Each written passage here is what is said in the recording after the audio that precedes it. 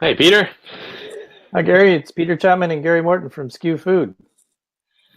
And we're waiting for people to sign in today. So what we'd like you to do is to put your name and your email in the chat box, and we'll say hi to you as we're going along. And where you're from would be good, so we get a good idea who's here today.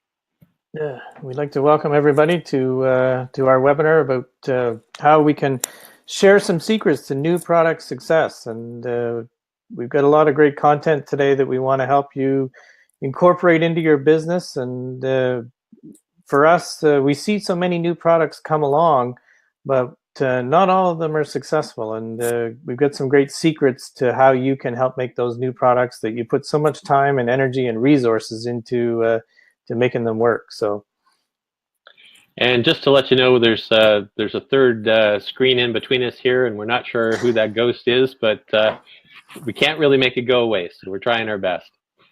Anyway, Peter, we might as well get started with, we see like we've got a bunch of people here already.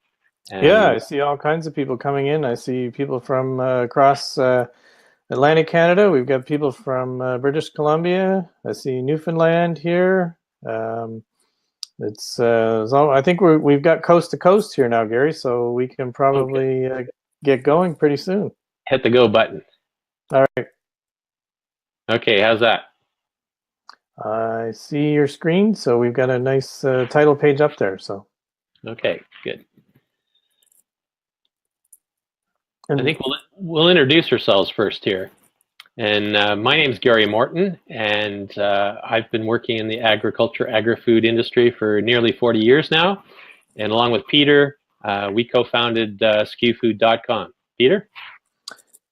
Thanks, Gary. My name's Peter Chapman, and I've got too many years' experience in the food industry. And my experience is more on the retail end, where I worked with Loblaw companies here in Canada for about 20 years. And since leaving Loblaw about 10 years ago, I've been committed to working with producers and processors. And what I really try to do is help people understand their customer, the retailer, better, so that when you're developing products and programs, you have a much greater chance of success when your customers are buying into what you're doing.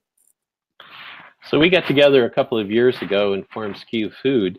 And the idea is it's a one-stop shop, a place where there's resources for businesses in the food industry. We saw a gap and we're trying to fill it.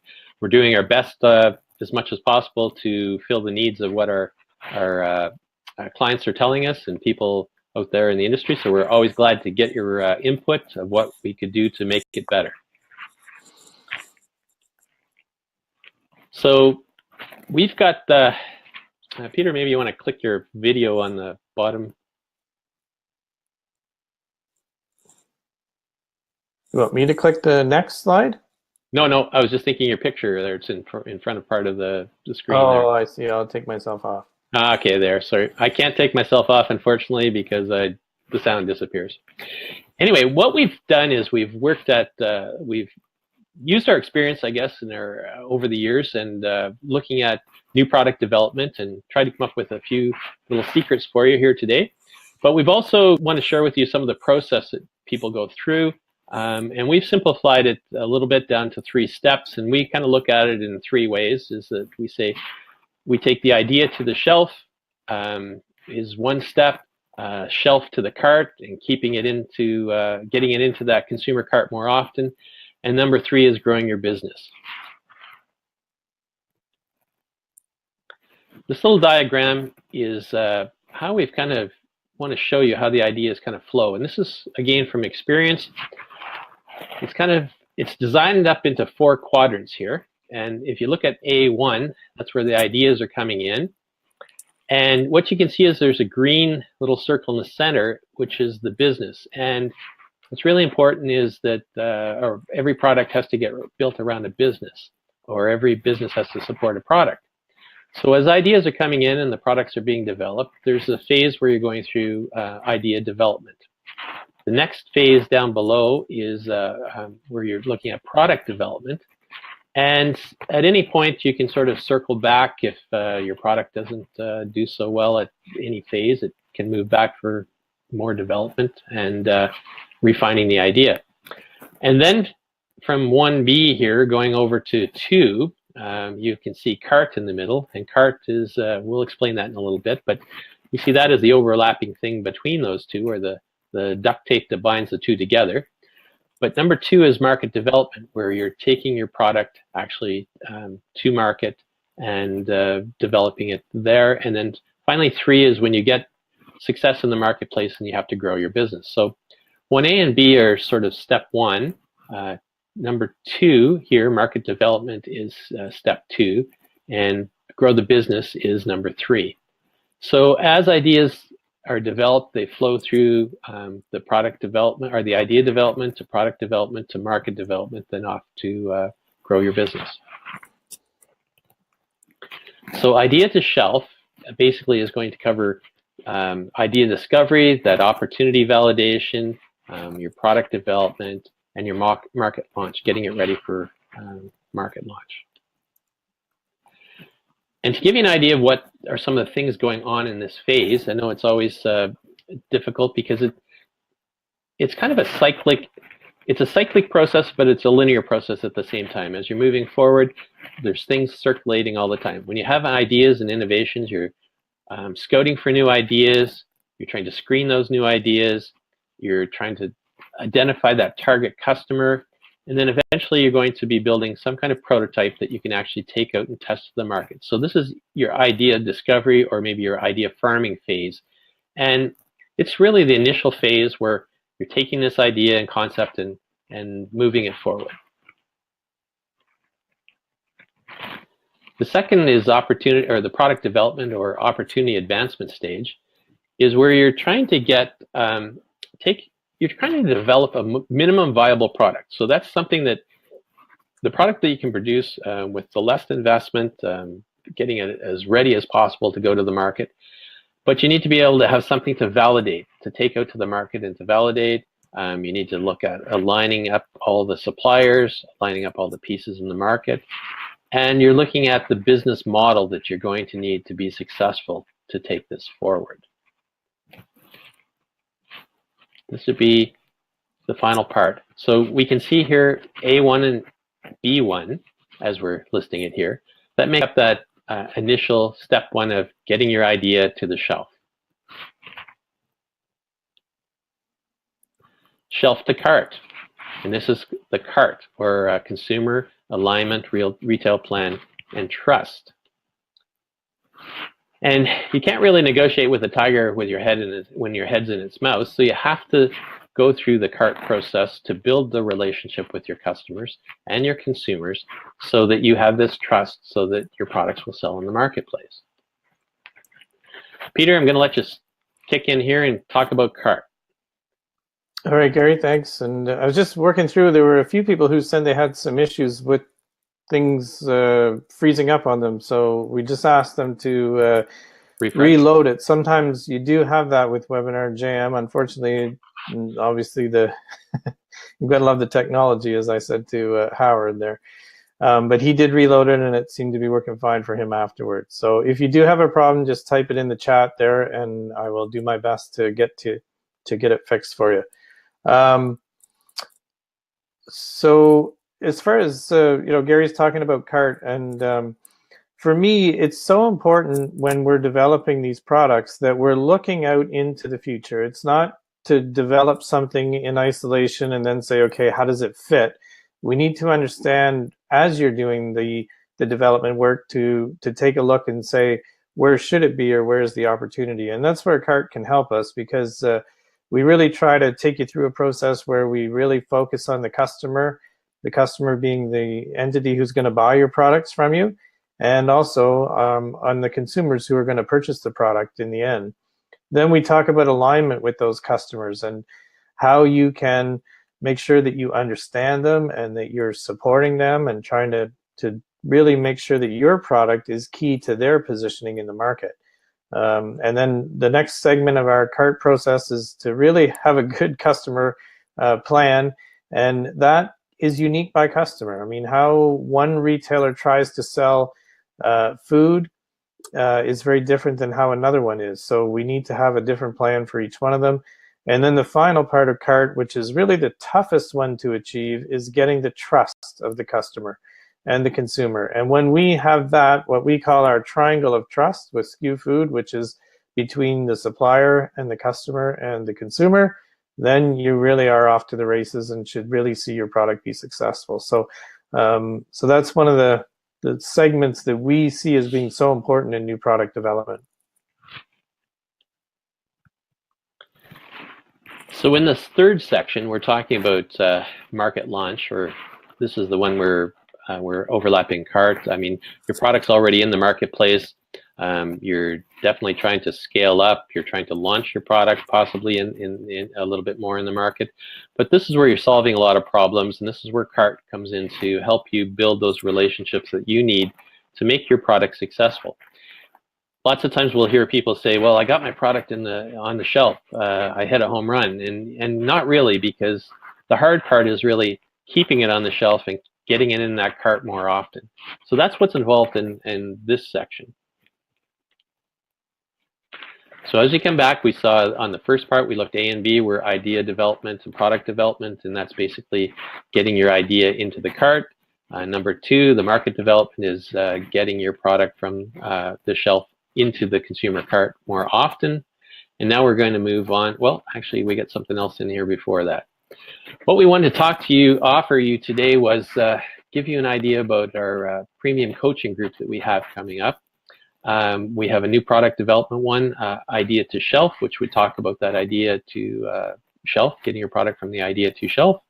And then we have another one coming up in April on the 25th, the shelf to cart. And we have these are coaching groups. These are where we take a small group of people through a coaching program and help them move forward. The one beyond that is we have a master class where it's one-on-one just you and us, where we basically, it's much more advanced and we work with you specifically in your business. But we wanted to offer you a call, 1 hour free call today. If anybody would like to be or is interested in either one of these programs, we need to sort of learn about your business and have a chat with you. So we're offering a 1 hour free call. And if you put your email or indicate in the chat box that you'd like to have one of these 1 hour free calls, we'd be glad to set one up with you. There's no pressure, but you know, we might just see how, if you're interested in seeing how one of these might fit with your business, go ahead and do that, because we need to learn about your business before we can even know how we might even be able to help you. There's no pressure with this. 1 hour free calls on us. Peter, do you have anything to add there? Well, for sure, Gary. I think that for us, we found that every business is unique, and as we tell you that every one of your customers are unique, we appreciate that each one of our clients are unique, and we try to find the best fit for people. And that's why sort of getting on a Zoom video conference call with people and really learning about their products. And I love it when we get a chance to learn about people's products, because there's sometimes when somebody will say, this is what we're doing. You go, wow, that's a great idea. What a great opportunity. And you can really help try to, you know, give them some suggestions and opportunities to where there's the best fit and the best chance for them to be successful. So it's one of the favorite parts of my job here at SKU Food is when we do those calls and to learn about people's products. And you know, we really do our best to give you some value. And you know, if you have some specific questions and things like that you want to sort of pose to us, then it's a great opportunity to do that. And then, you know, as we learn more about each other, we can decide if there's a good fit and there's an opportunity for both businesses to benefit, which is really what this is all about, and putting the experience and the processes that we have into place in people's businesses. And if it's in a group coaching environment, I think it's great because people can talk to each other and they can sort of feed off each other and share some of the war stories, but then also learn together.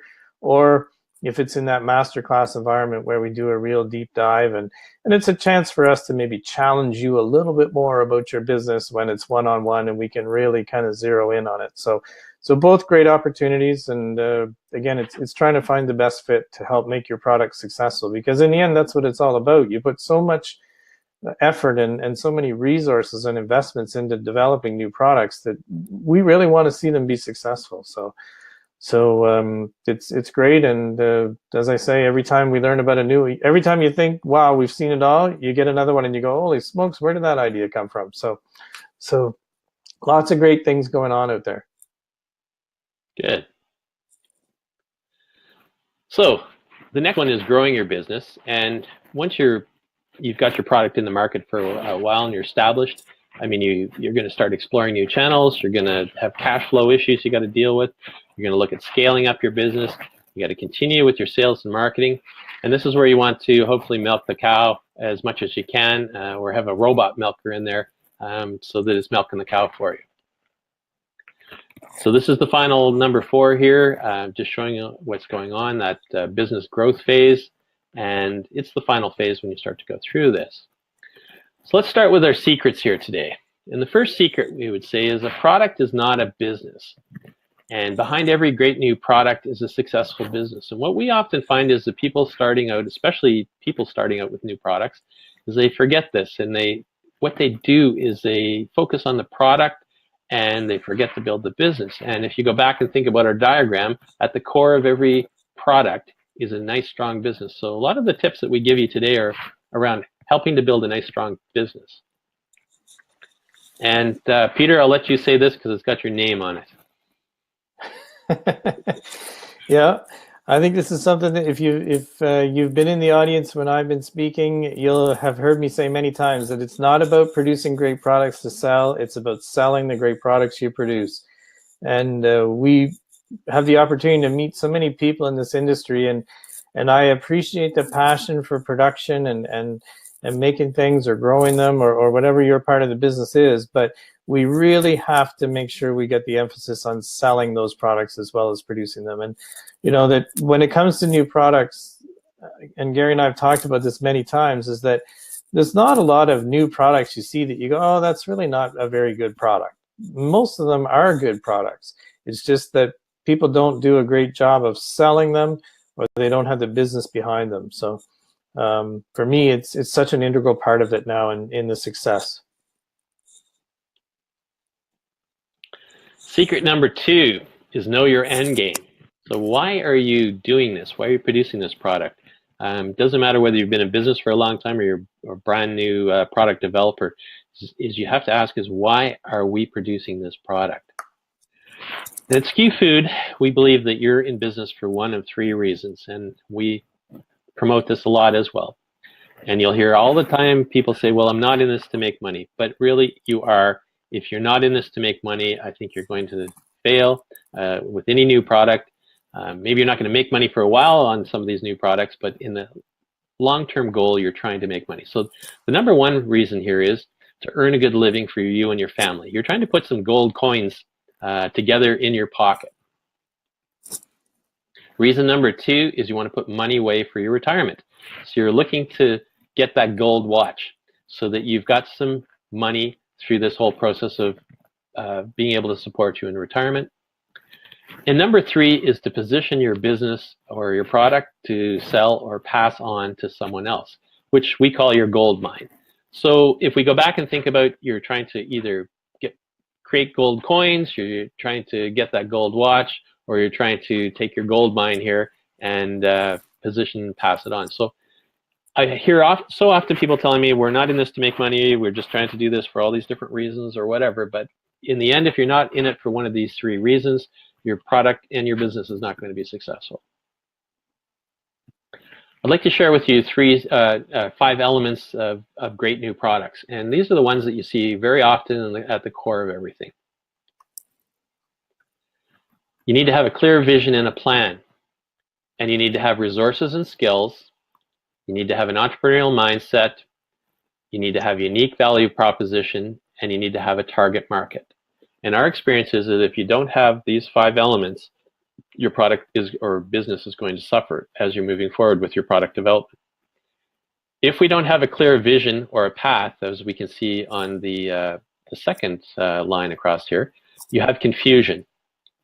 If we have a clear vision, but we don't have the resources and skills to go with it, and all the other entrepreneurial mindset, the unique value proposition, target market, you're going to be frustrated because you don't have the resources to take your product where it needs to go, and it does cost a lot of money to develop products. There's no doubt about that, and you're going to need to find that as you go forward.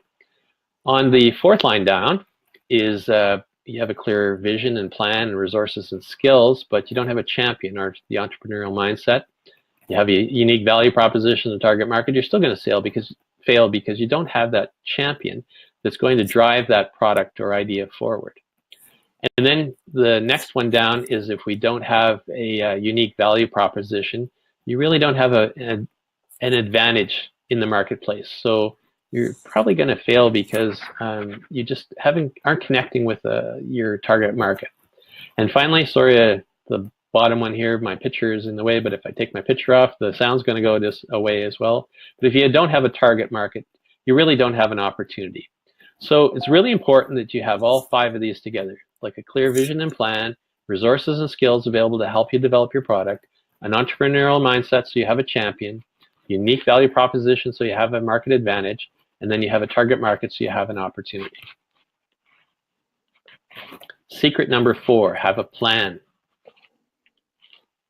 Peter, do you want to kick in on this one? Sure. And having a plan is definitely something that is important. And the plan, don't write it in pen, use a pencil, because the food industry is constantly changing. And we're seeing that all the time now as, you know, food is being purchased more online and category management is changing and lots of things. But you definitely do need to have a plan as to where you're going. And when we were putting together a plan for SKU Food and trying to figure how we could help food entrepreneurs and producers and processors, we went to the Lean Canvas model, and we find it to be a very effective way to help people sort of see the vision as opposed to perhaps too many words. It really forces you to be concise, and it makes it visual. And I'm not sure about you, but I'm the type of person where I love to see things visually, where I can have a look at them and stick it up on my wall and really go through it. So we've adopted that within SKU Food, and it's really an effective tool. And I have to give so much credit to the people who developed it. Gary's got Ash Marai up there on the chart, and was him and a team of people. But they made it. And their philosophy, which I thought was so great, was we want people to use this, share it, use it, put it into place in your business, because that's what it was developed for. So it's a great way to develop a plan that you can implement. You can adapt it. I mean, nothing is cast in stone here.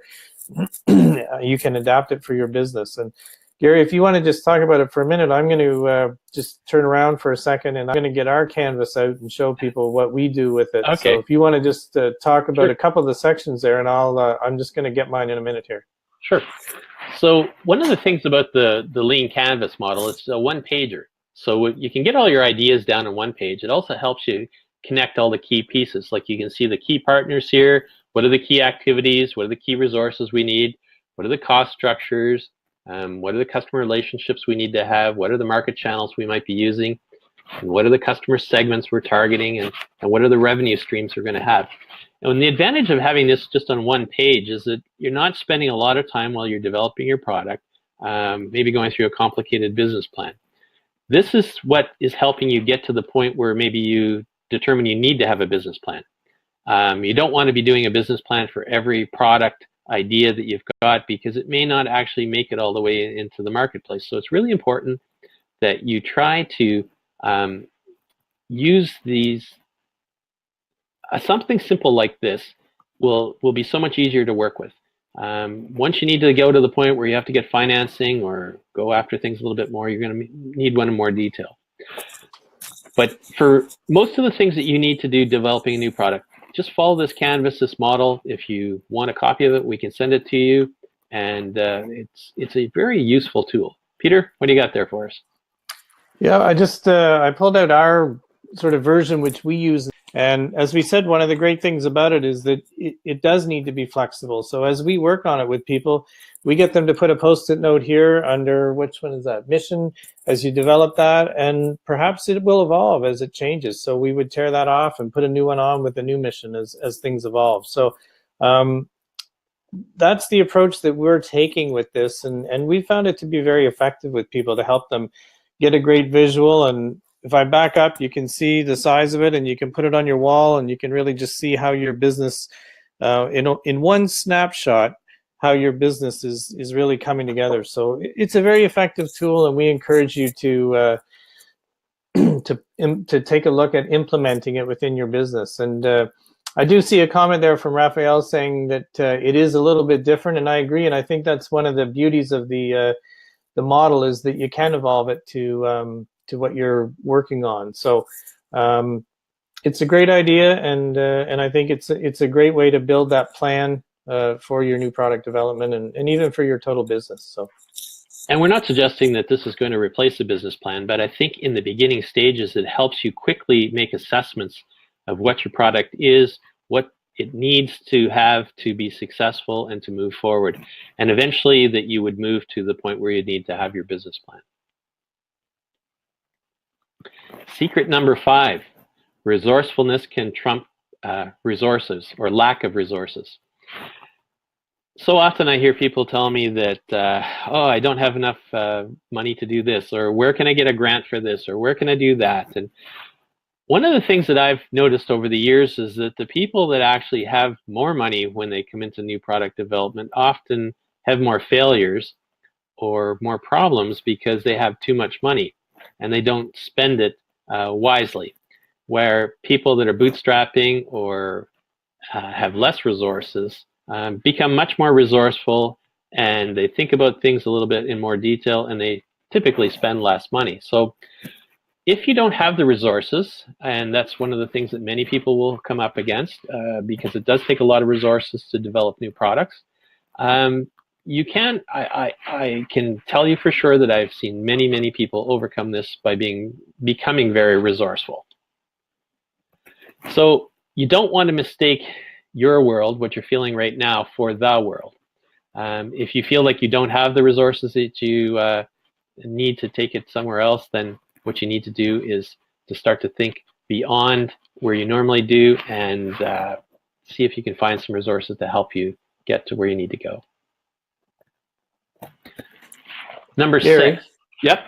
Gary, yeah. On the last slide, I think that that's just one of those points that we talk about, and people kind of go, oh yeah, but maybe don't buy into as much. And I think it's important to reinforce that one, because often my experience has been that product development happens, sometimes some of the best product development happens outside some of the biggest markets. And we start to assume that all consumers or customers are like the ones in our own backyard. And I think that's really something that people have to be wary of. And our marketplace, whether you're producing products for the Canadian market or a region or North America or Europe, whatever it is, the consumers are evolving so fast. And as a result of that, the customer, the retailers, are also evolving so fast that we're not respecting that sometimes, and we're developing things that maybe are great within our own little bubble, but don't have the chance of success in the markets where they need to be successful. So I would always try to encourage people to spend the time in the stores, in the markets, and really look at what people are buying, how they're shopping. We saw this week where Loblaw signed a deal in Ontario to make their click and collect program available at the GO, the commuter train station, so people can pick up on their way home. So, how does that affect what you're trying to do? Do you have a product that might be just ideally suited for that, where people could pick it up either on their way to work or on their way home? Maybe you've got a great lunch idea that you go, you know what, in a grocery store, it may not work because you don't have the traffic, but in that kind of a setting, it might be gangbusters. So really take the time to look at it, how it works. I agree, in your own backyard, but also how it works in the markets where it really has to be successful.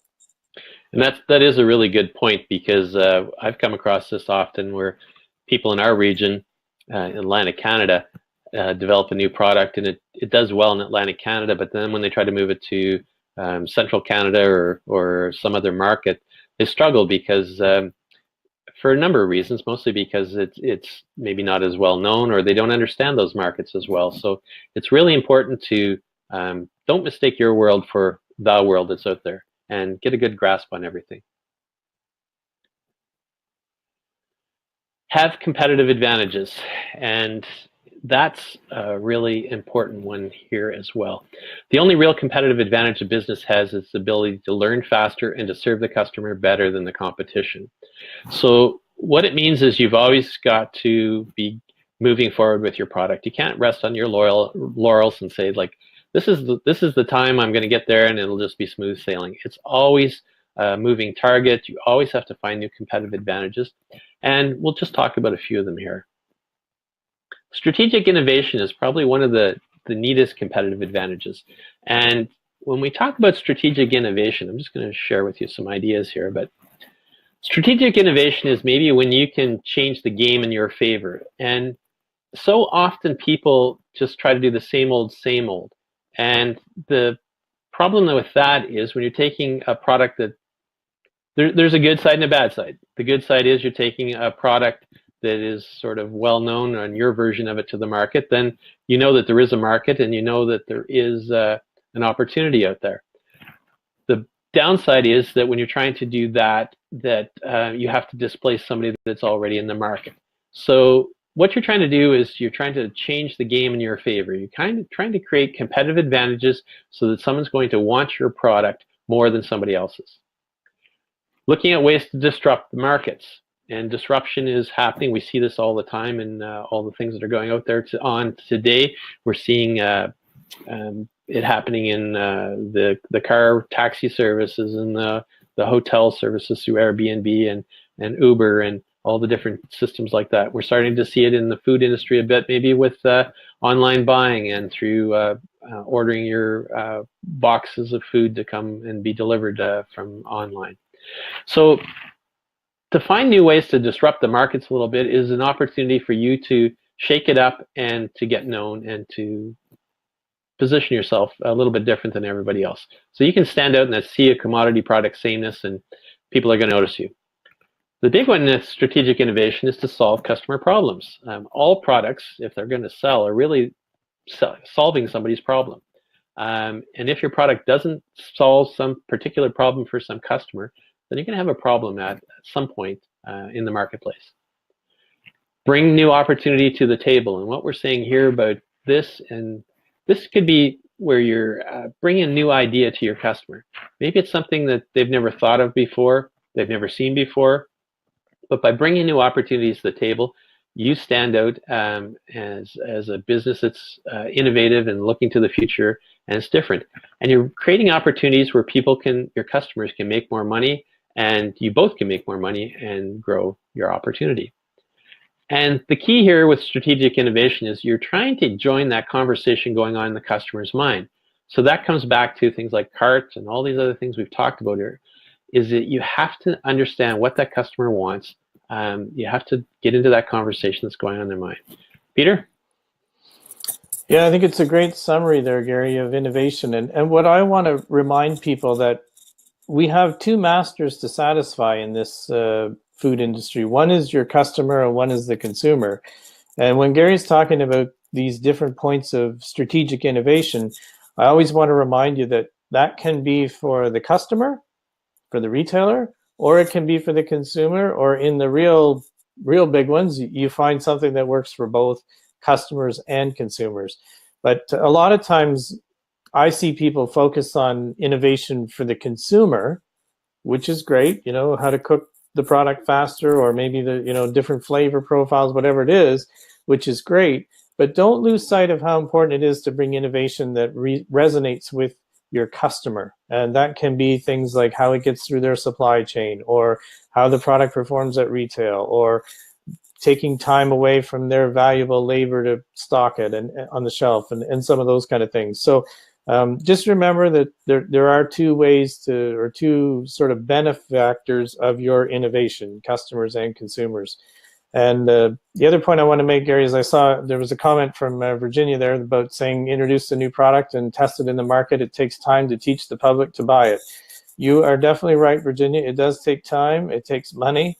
It takes commitment, passion, so many things to really get the attention of the consumer. And you know, we kind of like to think of it as maybe like a journey up Everest, and just getting it in the store is really only getting to base camp, because you tend to think that once those 35,000 people every store walk by it every week, that it's going to fly off the shelves, and it doesn't. You have to have a reason for them to buy.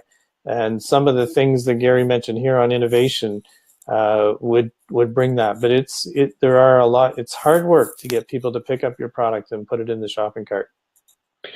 And unfortunately, the more innovative your product is, lots of times the harder it is to find a spot in the market, because it's new and unknown, and it takes a long time to educate that customer. So those are some of all the things that you need to think about as you're developing your new products. Where does it fit in the marketplace? How's somebody going to use it? Can we be disruptive and catch some new market opportunity through that? But the key one is to solve somebody's problem. If your product isn't solving somebody's problem and somebody that you can target, you're going to have difficulty moving that forward.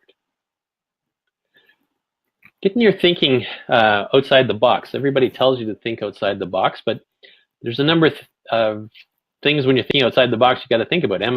Was I in the right box in the first place? Where's the new box I should be? But what I often find is the opportunity is usually in the same box, but in places where people have overlooked it. It could be in the corners, it could be hiding around the edge or whatever.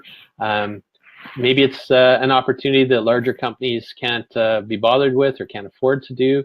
Smaller, new developing companies can take their products and opportunities into some of these niches and get a foothold in the marketplace in somewhere that maybe people just, other companies just either didn't bother with or couldn't bother with. But try to think where that product's going to fit and where those opportunities are in a different way than you have before. Another big point here is positioning as a competitive advantage. And if we look at this chart here, we'll see uniqueness goes up one on the left side, and value is on the right side. The problem when a product is too unique, it gets almost too unique for the market. So there's less of a market opportunity. This is probably where I think it was Virginia was saying there that there's a lot of education required. So if it gets really too unique, it's hard to break it into the market. On the value side down here, as you're increasing in value, you're helping move it away from commodity. So when there's less value, it tends to be a commodity product. As you're adding value, it becomes a more value-added product. But really the land of the opportunity is where you can marry these two together, where there's a uniqueness to your product and there's good customer value. So this comes back to, again, you have to understand what that customer wants, who that target customer is, and you have to deliver something that they're interested in purchasing. Gary, just on the positioning part there, when you were talking about it, I was reminded of when I was at Loblaw. I remember we did the exercise where they felt like we had too many listings, and so they took us and the people that were running the business at the time said, all right, we're going to take you to the store, and I want you to come back with every different place in our store where we sell pizza. We found that we had 22 different places in the store where we were selling pizza, whether that was a pizza ready to cook or a frozen pizza or a pizza in a box or a craft pizza mix or whatever it was. We had that many different places. So you can just imagine how important it is to figure out how to position it and get it in the right place.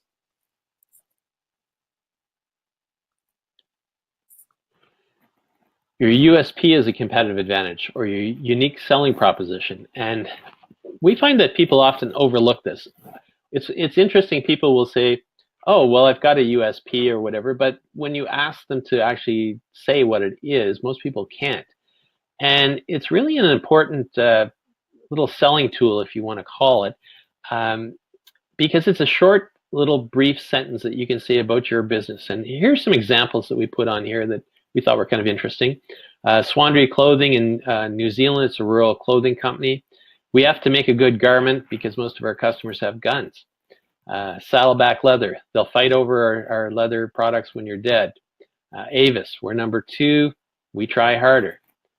M&M chocolates, the chocolate melts in your mouth and not in your hand. And Buckley's cough syrup, as we all know, it takes awful, but it works.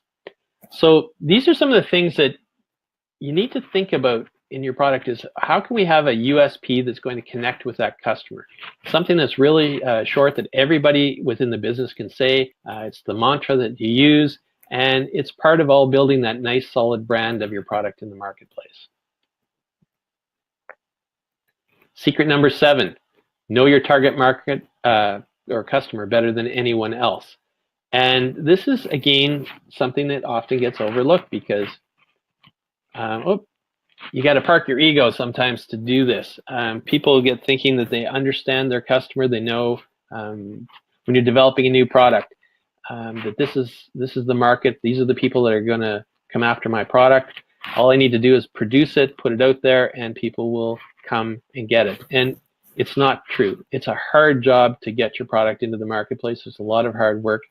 And you need to park your ego about this and just say, look, okay, I don't know everything I need to know. I got to find the help that I need to get my product into that marketplace or to find that target customer, or I need to listen to other people when they're telling me that this isn't the target customer that I need to go after, that it's not connecting with my product. So it's very important to connect that product with that target customer. Your product is not for everyone. And this is sometimes difficult in the food industry because people can generally just assume that, okay, we're in the food industry and people have to eat and, well, I've got food, so they should want to buy my product. But it's not true, and it's been going on for years and years and years. If you think about just this basic example with chicken here, you can see that some people are going to want to buy a chicken, the whole chicken, and they're going to do whatever it is they choose to do with that. There'll be other people that will never buy a chicken that way, and they want to buy the quartered chicken, and that's how they buy their chicken, and they get very standard about that. Then there's other people that will do the eighth cut of the chicken.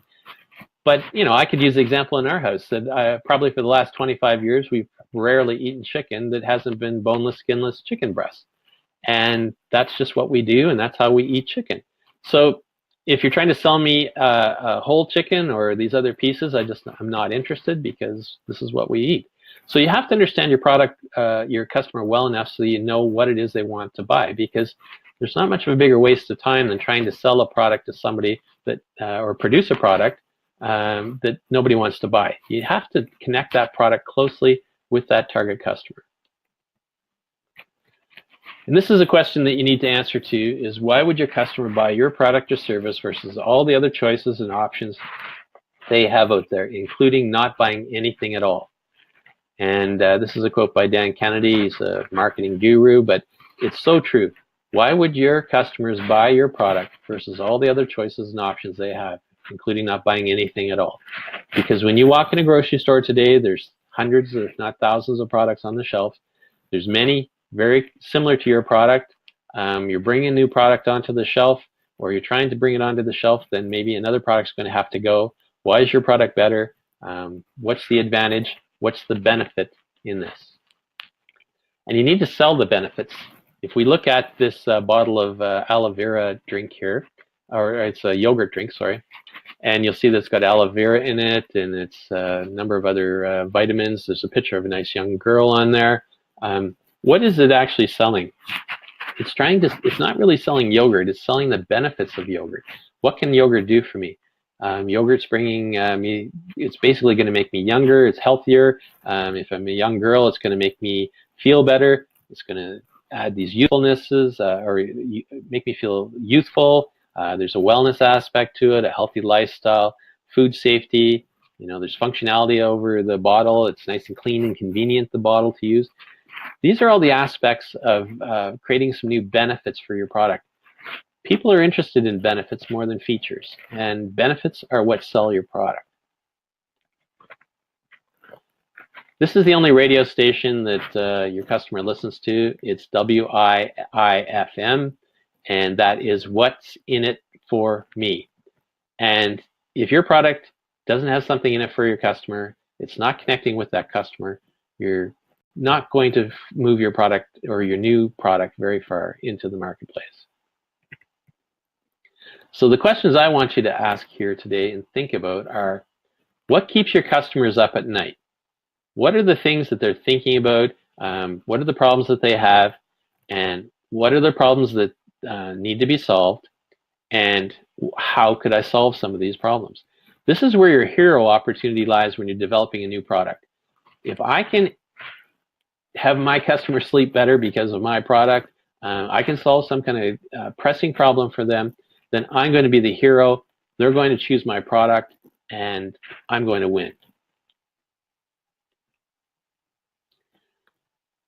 We have to think about where your thinking's at, and it's difficult sometimes to think about customers and marketing because your focus is always on the product when you're developing new products. You're thinking about how are we going to make this product? How are we going to build the factory? How are we going to get the processing line? How are we going to do all these kind of things?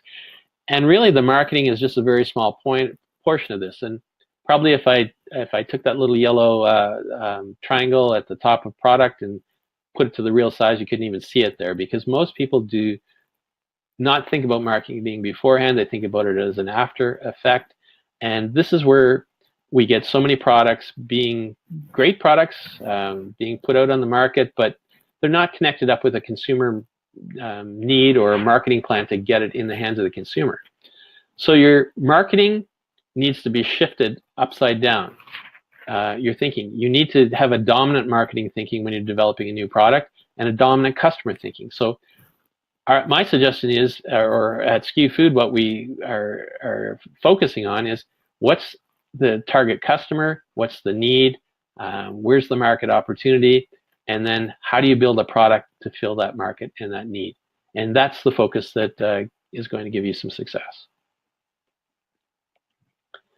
What we're looking at is, instead of producing a product and going looking for a customer, which is a hard process, it's a hard road to go, and this is where people tend to go because they like to get producing products.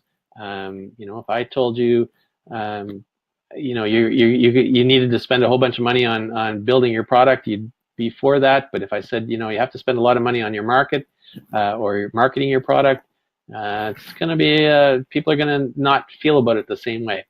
So your product, if you're producing a product and you're looking for a customer, it's going to be a much harder road to slug than if you do the reverse engineer thinking of, what are the customer opportunities, where are the markets, and then let's produce a product to fulfill that need for that customer. So the big question again here is, are you a customer problem solver, or are you a customer problem? And this is going to determine whether you're in the marketplace or not. Number 8, speak the language of the retailer. And it's so important that you understand the language of the retailer. Peter, do you want to throw a little comment in here? Sure, Gary. I can remember back to my days when I'm sitting across the desk from suppliers, and it was very clear and evident to me very quickly which ones understood my language as the retailer. And it's so big of a deal that you talk the right language when you're talking to your customers. And one of the things that we've certainly experienced is that a lot of producers and processors focus on markup, which we understand is how you want to run your business, but you have to respect that your customers, the retailers, work on gross margin. And it's so important to understand the difference between markup and margin. They are two different things, and you cannot interchange those words. So at SKU Food, we developed what we call the profit wheel. It helps you calculate margin and markup, and it gives you the difference. And it's a very simple tool. Holy smokes, there's a lot of comments coming in there. It's a very simple tool that you can use. And I have to be, if I give full transparency here, when Gary told me he wanted to do this, I thought, what are you talking about? Everybody understands that. And he was 100% right that this would be a tool that people would want to take advantage of. So we developed these, and we have a real simple little video, which we can also send out to people to help you figure out how to use it.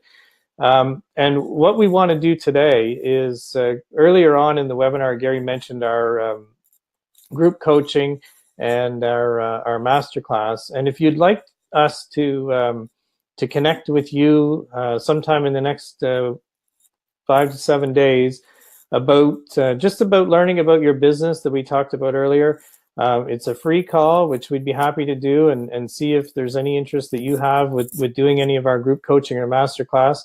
But for those people who would like to take advantage of that free call, just put in the chat box that you'd be interested in doing the call, and I will also make sure that between Gary and I that we send the people who sign up will also get a profit wheel and the video, and we'll put that in the mail to you so that you can start to use it in your business.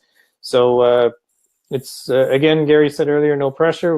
We're not about that. We're trying to find solutions that work for people, and our mantra since we started SKU Food is that we want to help you grow your bottom line, and we put it right on the profit wheels. So so if you sign up for the free call, then we will send you a profit wheel in the mail, and you can start to use it in your business. So just put in the chat box that you'd be interested in the free call, and I will take down all the names, and we'll follow up with you one-on-one afterwards. So it's a fun tool, and it really does. It can actually save you tens of thousands of dollars in your business too when you get this math right. So it's a great tool, and I carry them around with me now. So just one of the things about the profit wheel is that when you're talking margins and gross profit margins, it's different than markups.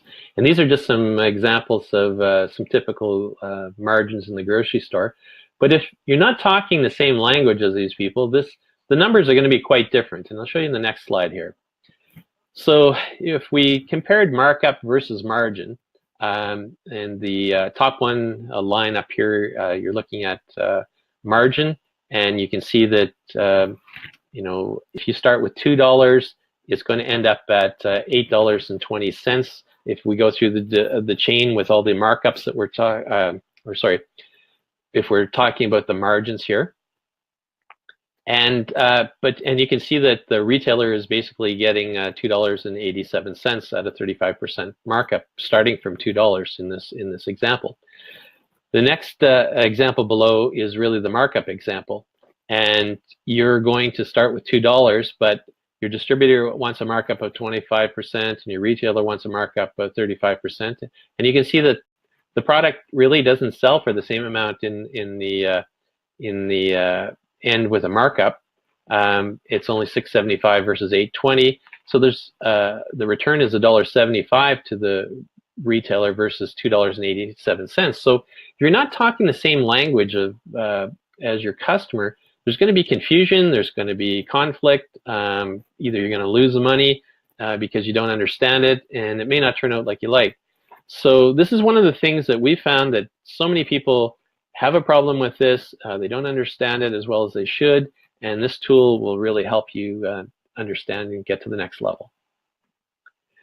And you got to get your price right in your market. The tool helps you do that as well, because you know, when you're introducing new products, you got to make sure that it's high enough that you're putting some money in your pocket, but low enough that you're getting into the market. But if it's too low, maybe you're going to not sell it as much because people are going to think it's a low-end product, or if it's too high, then they're going to turn away from it for whatever reason there. But it's to find that sweet spot, and this is one of the things that pricing your product right from the very beginning is a big challenge, and it's one of the biggest mistakes that I would say people, I've seen over the last number of years, people make. When you start your product off, is it enough? Do I consider the people that need to be in my chain? Do I have to have a distributor? Is there enough money with all these markups and margins that need to be in there that are covering me so that I've got some money in my pocket at the end? And if you're going through this whole process from your markup point of view, and your customers are thinking margin, you're not probably going to put the money in your pocket that you think. So get that cleared up, get our profit wheel, and sign up for the hour talk, and we'll send you one. Number 9, the person that creates the product may not be the one that should be running the business. And this is a really key one as well. And I go back all the time to, you have to have behind every great product is a great business.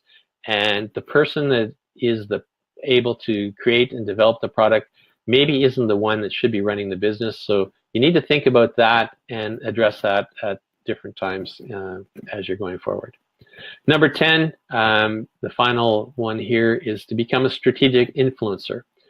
And you want to be a strategic influencer because that is where you start to get some trust, and you get some traction in the marketplace with your customers, because they may start to come to you at that point and say, well, could you develop a product to solve this problem for us? And that's when you know you're becoming a really good influencer, when you've reached that situation. And that's an important level to get to. So the goal is to, how do I become a strategic influencer? If you do all the 9 secrets before, you'll probably become a really good strategic influencer with your customer. So let's have a little recap here of the 10 things we've talked about. A product is not a business was number 1 secret. Number 2 was know your end game. So what are you trying to achieve? Why are you doing this product? Is it going to make you the money that you need so that you can have your retirement, that you can have money to make your family happy and successful? The 5 elements of success. And if you're missing any of those, your product's not necessarily going to succeed. You need to have a good plan. It doesn't always have to be a really giant binder of documents, but in the beginning, you've got to have something to connect all the dots and put the pieces together. And resourcefulness can overcome or trump lack of resources. Number 6 is to have competitive advantages. Know your target customer is number 7. And that's a key one here, is that if you know your target customer, then you can build products to solve their problems.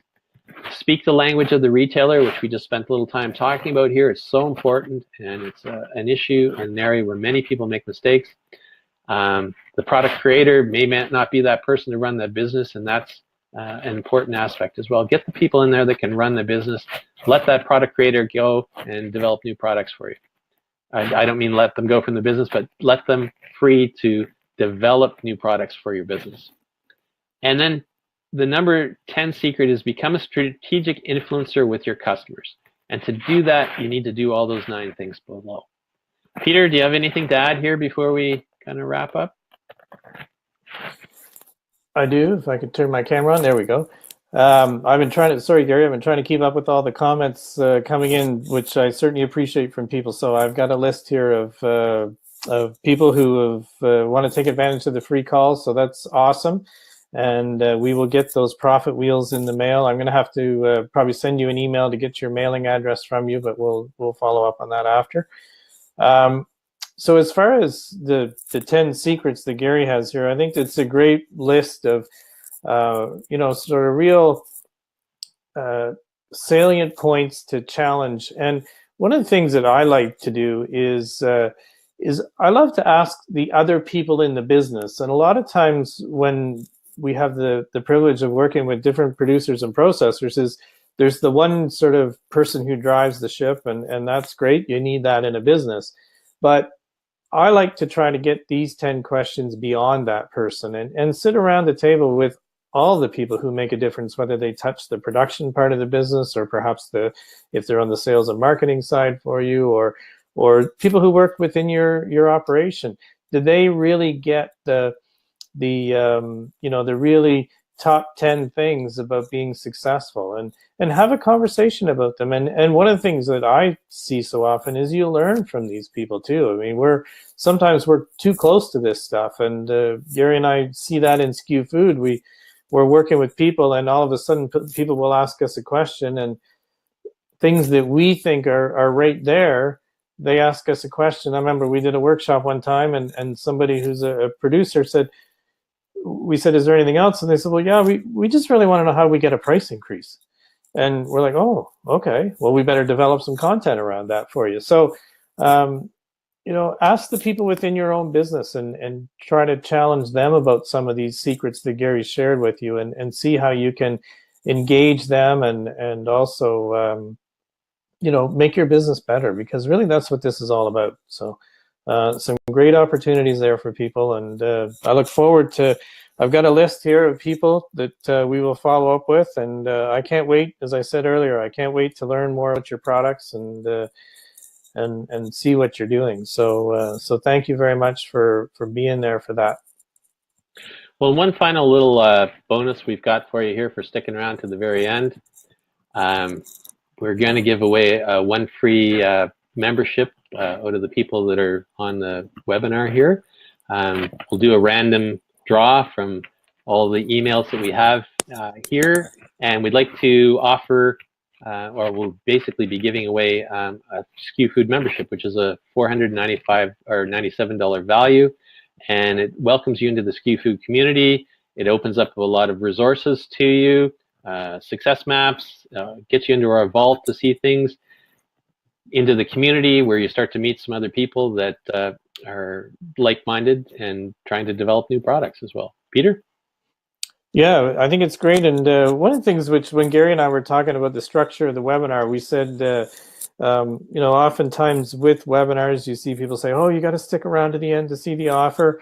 And that's not what we're about at SKU Food. We're just about trying to give you the best content and the best value we can. And I'm so excited when I watch and see that all the people who have been with us since the beginning of the webinar are still here.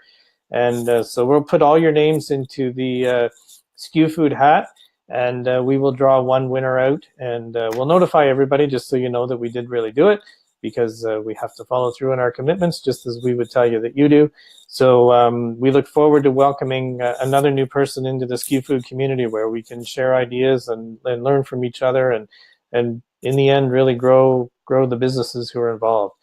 And one comment I just saw, Gary, from Murray, said he wants to do the call, and he said, and he wants the Wheel of Fortune. We should have called it that instead of a profit wheel, but we might have got into some trademark infringement on that one, maybe. I don't know whether Pat Sajak and Vanna White would let us call it that or not, but it is a Wheel of Fortune. When you can use it properly, it can be for your business. So I just got a chuckle over that. So that's great. I don't have anything else to add. Gary and I'd be happy to stay here. We always try to limit our webinars to an hour because we respect your time and we know you're busy. But if anybody has any more questions they want to put into the chat box, we'd be happy to stick around and answer them for you. But from myself, I just want to say thank you very much for being here with us. And if there's any way that we can help you grow your business, then we're excited to be able to do that. And like Peter said, thank you very much for being here and taking the time out of your busy day to come and learn a little bit with us or share a little bit with us. But we also would like, or we welcome if you send suggestions about what future webinars should be about, what kinds of things you want to learn. You can put them in the chat box or send us an email. We're always available by email. If you want to send an email to one of us and have a chat about something, we'd be glad to learn about your business, because the more we learn about you, the more we know how we can help create resources that are good for everybody. So thanks very much. And we're here for any questions you'd like to see. Gary did put our phone numbers up on the end there too, and we do actually answer our phone too. And even though we see more food being bought online and SKU Food, we do deliver a lot of content online.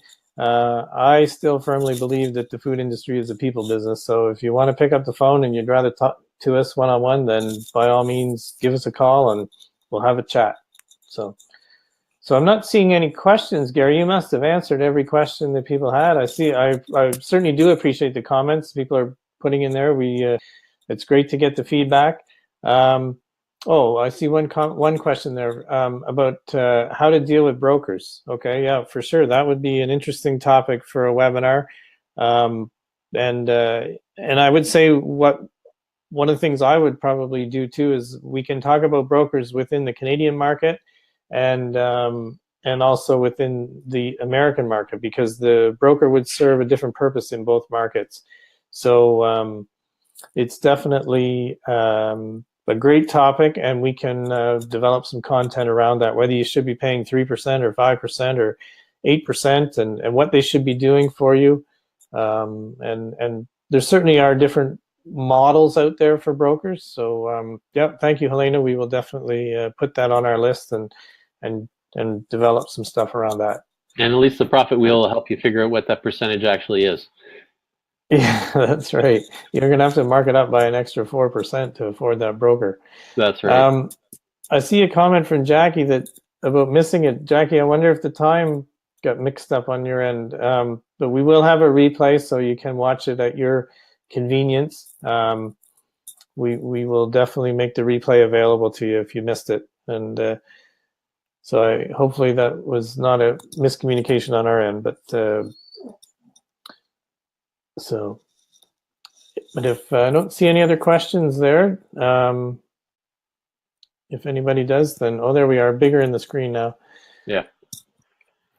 So, oh, do not forget Europe in your broker segment. Good point. Thank you, Arnold. You are 100% right. It's a different world there too. So, so for sure we need to, with CETA, there are opportunities over there, and I did actually see some numbers a few weeks ago that said that perhaps the people on the other side of CETA are taking more advantage than the Canadian people are taking advantage. So, so definitely we will include Europe as part of that broker discussion. Thank you.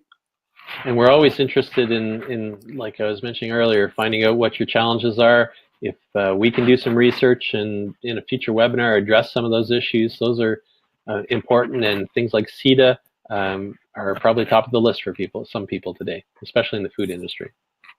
Mm-hmm. So any other questions people would have?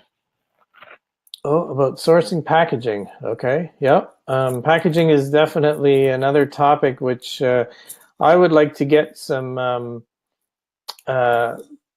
expertise. I mean, Gary and I have expertise in certain parts of it, and I think it's something which we can also collaborate with some people on. So definitely we will put packaging on our list, and it actually was already on our list, and so we will definitely keep that one in the forefront, because there's sourcing, there's developing, there's so many components, and I really see how packaging is going to change as we move to more online purchasing of food, because the consumer will have already made the decision to buy, so all that expensive packaging that we have invested in will not really work because they've already made the decision on screen. So can be a chance to maybe reduce some costs to help you out. So packaging is certainly one of them. So I will add that to my list that I'm making here. Appreciate that very much, Andrew. Jackie, if you don't think you're registered, I mean, you should be registered if you're on here, but if you're not, just put your email and address in here and we'll make sure that we register you for sending out the replay. Virginia's got a question there. Peter, probably you can answer that best. How can we talk and target the very important top officer? Are you talking about at your customer, Virginia? That's definitely an opportunity. But it's important that we think about how much influence they really have on the decision making of the day-to-day part of the operation. So obviously, depending on the size of the business you're trying to work with, and if I'm going down the right path here, that they can have some influence, but I can also share my own personal experiences that when I was responsible for merchandising in certain parts of a retailer, I felt ownership for that within my own departments, and I wanted to be making the decisions, not having somebody tell me what I had to do. Those decision makers that you deal with day to day are so important. So yes, you're asking about CEO owner. Restaurants, food service, definitely very different. Different strategy altogether than selling on the retail food side. So if you're talking restaurants, then definitely the restaurant owner, chef, has a huge influence over the buying. And it's really more of a pull strategy in food service, where you have to get that restaurateur, chef engaged in your product, and then they force the distributor to list it, as opposed to getting a distributor to list it and then pushing it out. So, but certainly something we can talk about more in detail about your specific product and how it could work. Is the sales strategy for retail food versus food service food are definitely different. So and it can work. You see products that are successful in both channels, but we definitely need a different sales strategy to be successful. So definitely something we can talk about.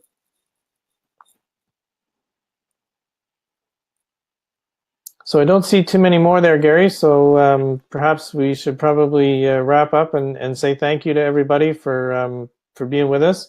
And if there's something you think about afterwards that you want to follow up with us, you know, as we said, we're available. We're always happy to have a conversation about it, and look forward to talking to the people that I have on the list here for our free calls. So thank you very much for doing that, and we'll be in touch in the next few days to set those up.